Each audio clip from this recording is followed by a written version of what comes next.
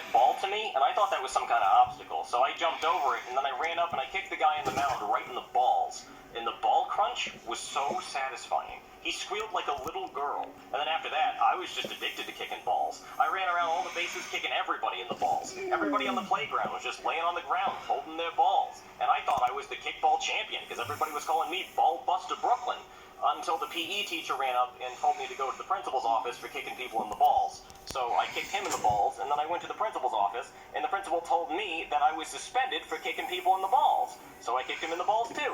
And then they called the cops, and as you can imagine, I kicked them in the balls, and they were not happy about that at all. So they sent me to jail, they took my mugshot, I kicked the photographer in the balls, and then they sent me to my cell, and I kicked my cellmate in the balls. So then they sent me to the electric chair, and I kicked the executioner in the balls. And then after that, they didn't know what to do. So they called my parents, and my parents came and got me. And my dad said I was grounded for kicking people in the balls and that might teach me a lesson. So I kicked him in the balls. And then they sent me to a therapist to figure out why I was kicking people in the balls so much. And my therapist said it had something to do with unresolved feelings about my mother. So I kicked him in the balls. And then they sent me to a mental institution, and they put me in a straitjacket. But my legs were still free, so I kept kicking people in the balls. And then they put me in straight pants, so I couldn't kick anybody in the balls. And then my parents and the teachers and the doctors and the cops and Bill Clinton